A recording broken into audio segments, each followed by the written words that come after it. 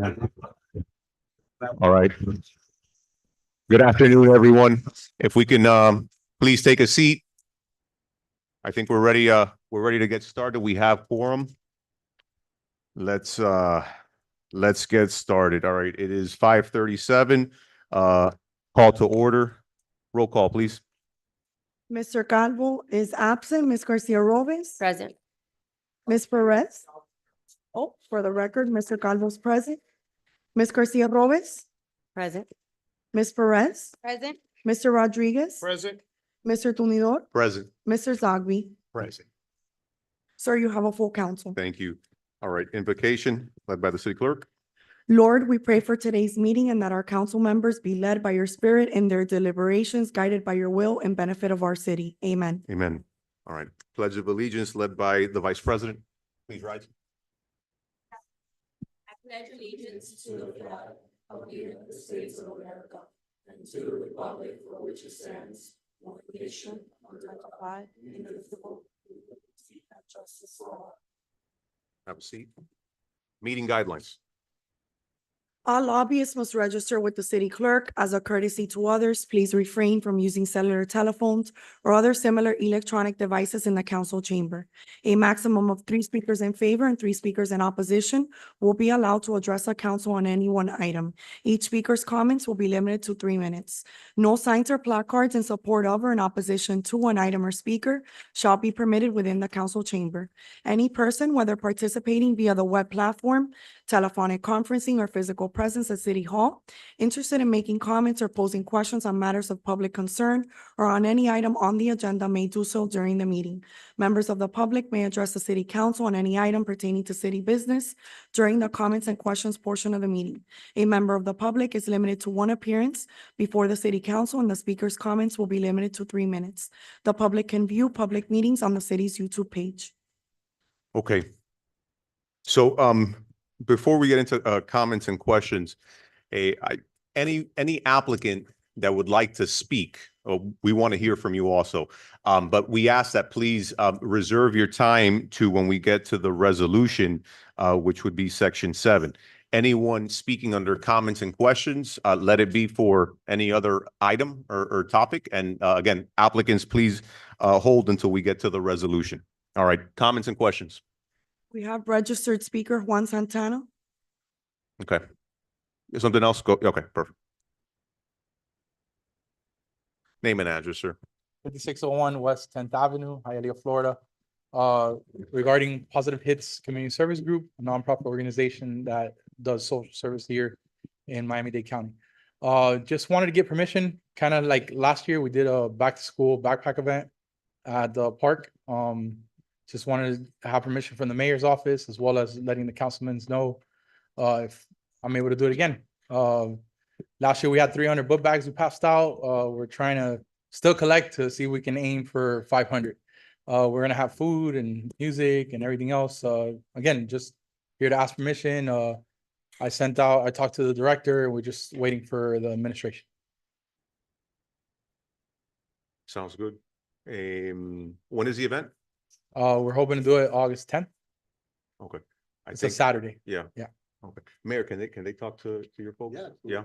Yeah, I already talked to Willie. I was just waiting something from the mayor's office and administration All right. to just have a yes or a I'll no. have an answer tomorrow. They haven't brought it to me yet, but. All right, thank you, sir. That's it. Thank you. Thank you. Okay, thank you. Thank you, Juan.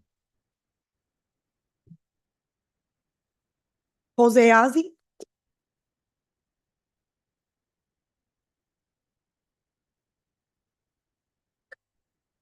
Good evening, Jose Ozzie, 788 Southeast Park Drive. I want to talk about the importance of this vote. We all know what happened to the Democratic Party for the last 30 days. The Democratic Party was saying everything's fine, but then we realized everything's not fine. This is similar to something that is happening in Hialeah. I'm not blaming none of you. The importance of replacing Angelica Pacheco today will be very important. Are we going to continue to be a yes council and vote for someone who will co-sign everything Mayor Robo wants to see? Or are we going to change gears and the council be independent and vote as a separate body of government? Will the state of our 2024 summer program as one of the examples where we need an independent council chiming in?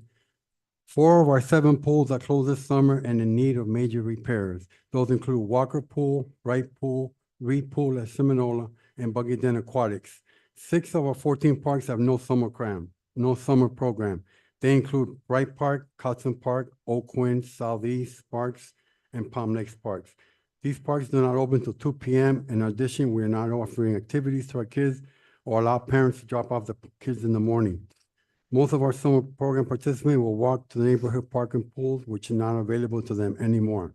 Miami-Dade County offers free summer lunches available to all parks. But because these parks don't open until 2 o'clock, these summer lunches are not available to the above-mentioned parks. Hundreds of kids do not have access to free summer lunches, which cost $0 to our city council. An independent city council should advocate for our tax dollars used to benefit Hialeah residents. Why do we have 4 soccer academies in Hialeah when only 1 is needed? Why do we have a soccer organization out of North Miami Beach operating out of Mylander and Mylander Stadium that costs $2,000 per kid per season? Why are tax dollars used to recreate non-residents while we are supplying first-class facility to mostly non-residents and we're ignoring basic needs? The basic ability to go to a park, a free lunch, walk to your pool, those are basic necessities we've always had, except for this year. You, City Council, will vote for either Jaylene Perez or Melinda De La Vega. Why? Because this is a person Mayor Juan Bovo wishes you to vote. Another yes vote. I'm asking that you, with independent voice, our residents elect you to be, and have an independent, from now on, is even more important. Pretty soon, Councilman Cabo will not be up there no more. It will be all yes, sir, just like the Democratic Party was 20 years ago. I'm sorry, 1 month ago. And I'm asking you to be independent and look at the basic needs, which are basic, which are not being supplied today. I want to give everybody a copy of the thing I just read. And I thank you for listening to me, and may God be in this vote. Thank you. Thank you, Mr. Ozzie. That was great. All right, what else?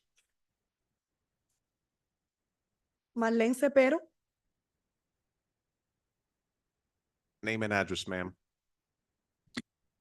Good afternoon, Mayor Bovo and council members. My name is Marlene Cepero, and I'm a resident of Hialeah, 5860 West 12th Lane, Hialeah, Florida.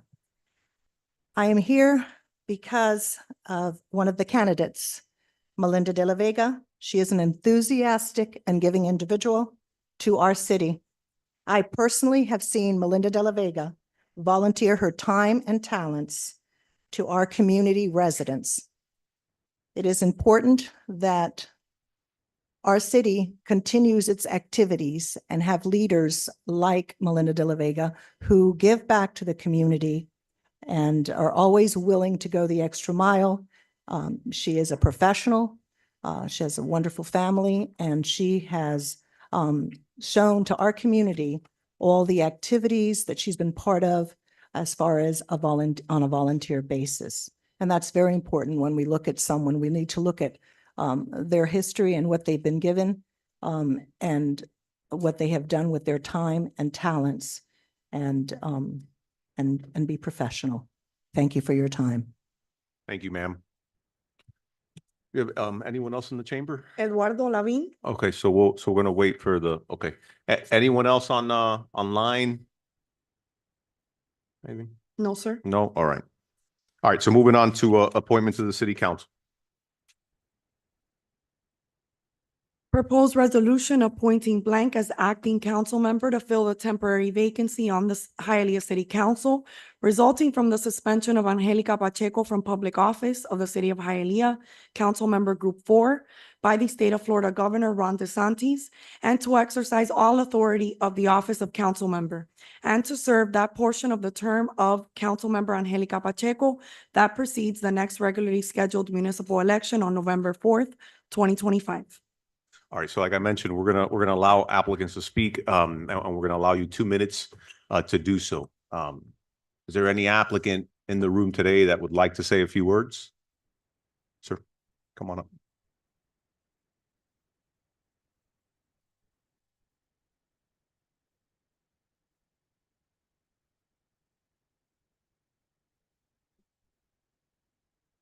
Name and address.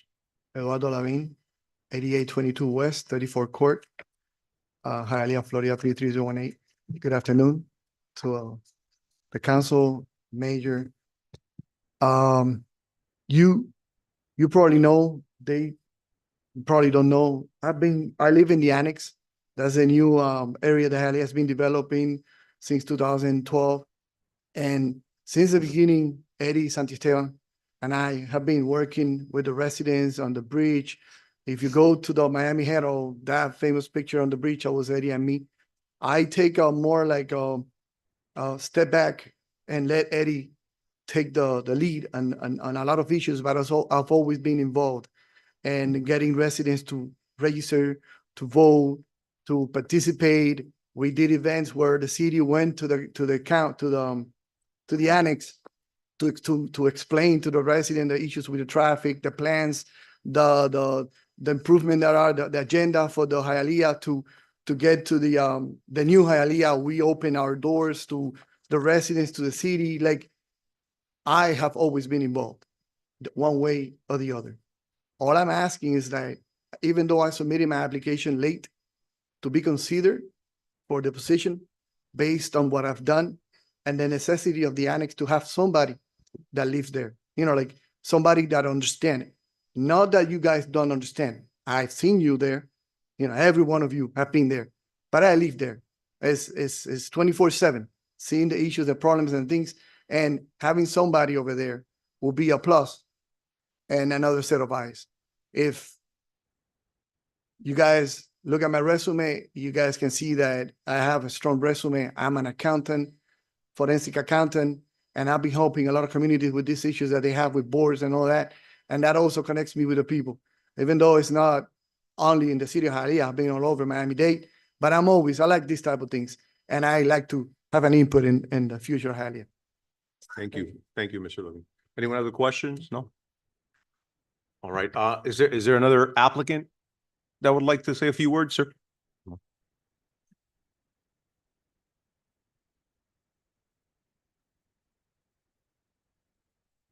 Good evening. My name is Philip Kennedy, lifelong resident of Hialeah. I live at 8055 West 36th Avenue in Hialeah, Florida. I don't live in the annexed area, but I live very close to that area, so I am familiar with some of the topics that he's referring to. I'm a retired police officer from the city. I did almost 3 decades with the city. Very proud of that. I think that you have a lot of excellent qualified candidates today to select from, which speaks good and highly of the city. And a lot of people care for the results of today's meeting. I do believe that I am the best qualified candidate. I don't want to sound arrogant or cocky, but based on my almost 30 years of service to the city, I bring a lot of experience, dedication, and leadership to the table. And I would consider it an honor to even be considered for this position. And I would always put the residents and the city first. Like I said, I've been here a lifelong resident. I have 2 children. I'm raising my family here. And this is something that's very important to me. And I've always thought about, after career in law enforcement, possibly pursuing something in public office. And this opportunity unexpectedly presented itself. So I submitted my application. I'll keep it brief, and thank you very much. Thank you. Thank you, Mr. Kennedy. All right. Do we have any other applicants? All right. Oh, yeah, go ahead. Sorry, I didn't see you, ma'am. Name and address, please. Vivian Pena, 1695 West 16th Avenue, 33012. I've been involved in the city of Hialeah for many, many years, from my grandparents on to now my parents. Very involved in all the community services, and especially with the school system and the activities. I've been a mother, involved in all the community activities for my children, and also I'm a realtor for the city, own a business in the city. And as one of the events with Mayor speaking about how much we need things for the children, and I have to agree that we do need things for young adults. I'm currently Empowering the Next Generation. It's a nonprofit that I've had for 5 years, hoping that we choose or pick a pilot school where we can generate help to the kids so they can learn how to just not be on phones and not just be out there doing drugs, which is a very big concern for our city as well, which is the mental health. I'm very much involved in that, and currently in the process of opening up a mental facility, not mental facility, but a healing center for children before they have to end up going into the mental health departments. So if I'm chosen, I definitely will be involved a lot with the city as I am right now. And if I'm not, we have to back up the person that is the one that will win. We all have to get together as a team, all of us that are running, and help each other out and help the city and the mayor become better and better. And all I can say is that I'm very passionate and I love the city. So thank you. Thank you. Thank you. Do we have any other applicants? All right. Oh, go ahead, sir.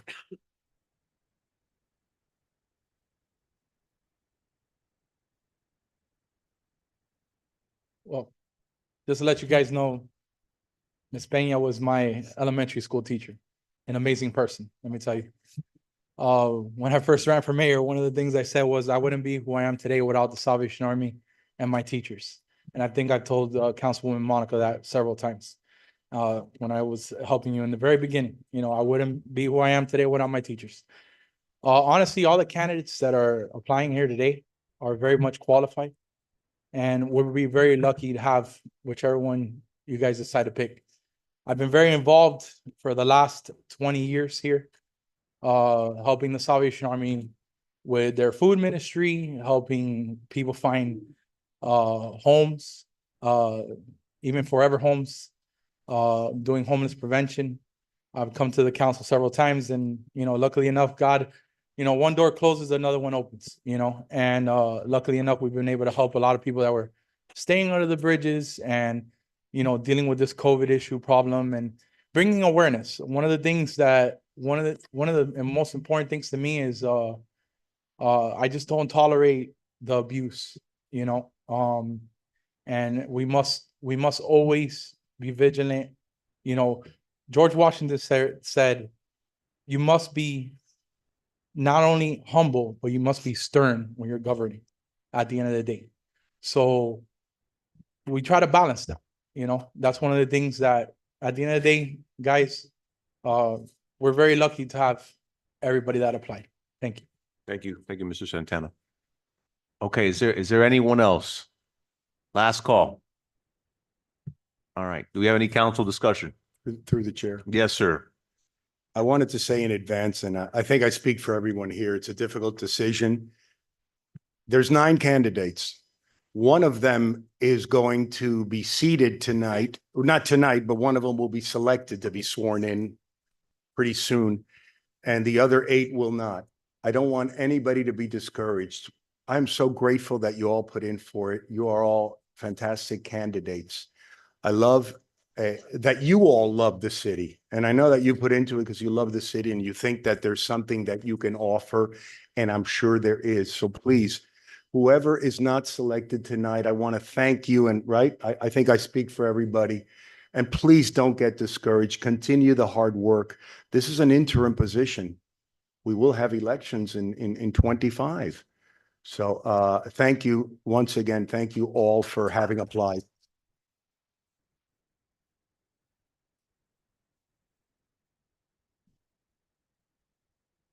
Do we have any other council discussion?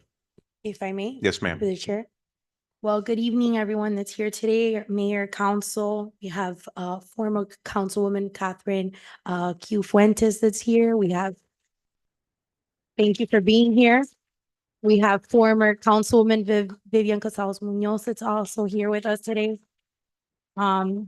Which shows the gravity of the decision we're gonna make. It shows that, these women were here, they invested their time into the city, and they come back to watch the process, to see who we picked, which is an honor to have you ladies here. Thank you to fellow residents to take the time to come here, to give your input and to share with us, your time. And thank you to all the candidates that are here. I would like tonight for us to really honor the people that have stepped forward. If you could stand up so we could see the candidates that are here tonight, because I don't think everyone came up to speak. All right, so thank you, guys.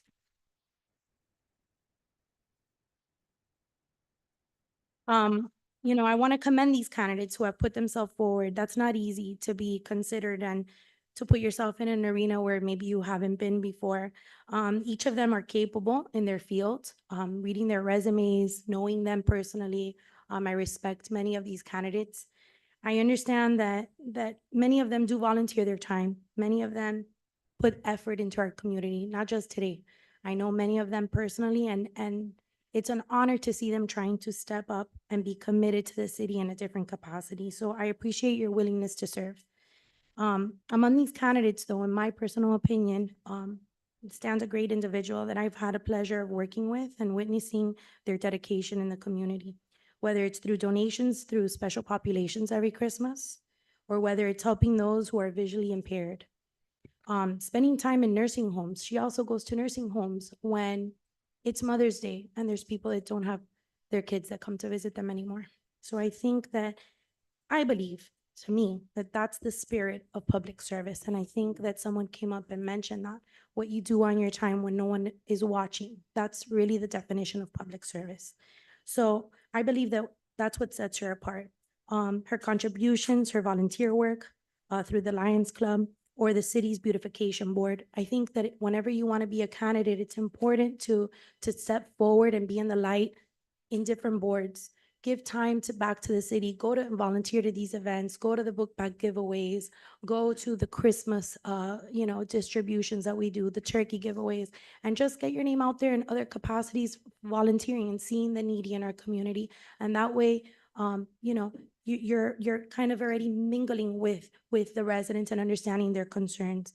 I see that she not only has done this with the beautification board and the Lions Club, but her family has planted deep roots in this community, from her grandparents that have always led in different businesses and small businesses. And I have no doubt that she's going to be a champion and an interest of our local entrepreneurs.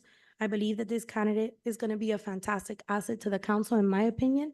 I don't know if you guys would like to discuss others, but I would like to motion to approve Melinda De La Vega to seat number 4 in the city council. Can we do this already? Can we do? Let's do it. So we have a motion by, I'll second it. by If we can do Perez, this and we have, already, yeah. we have a second by, Mhm. Councilman Zogby. Before we call the roll, any other comments or questions? All right, call the roll. Mr. Tumidor, Yes. Mr. Zogby, Yes. Mr. Calvo, No. Ms. Garcia Robes, Yes. Ms. Perez, Yes, Mr. Rodriguez. Yes. Motion carries. All right. congratulations. Congratulations.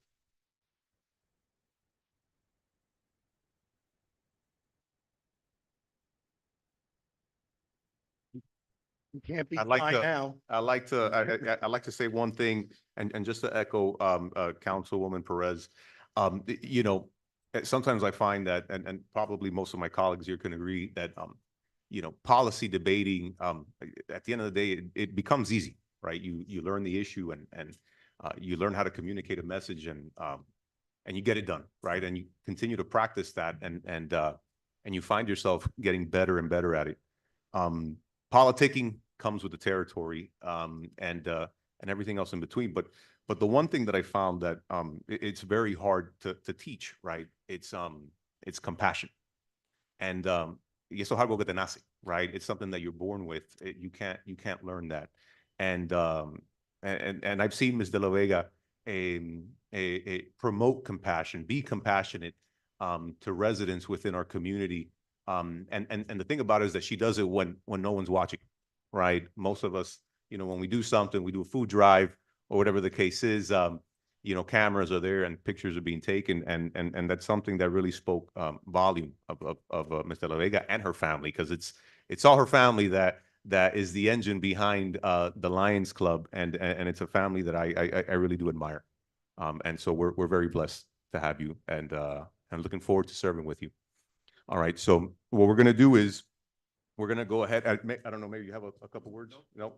So we're gonna go ahead and adjourn, and then when we do, I ask Ms. De La Vega if you could stay with your family so we can move forward, if that's okay with the swearing in. All right. So meeting adjourned. Thank you all.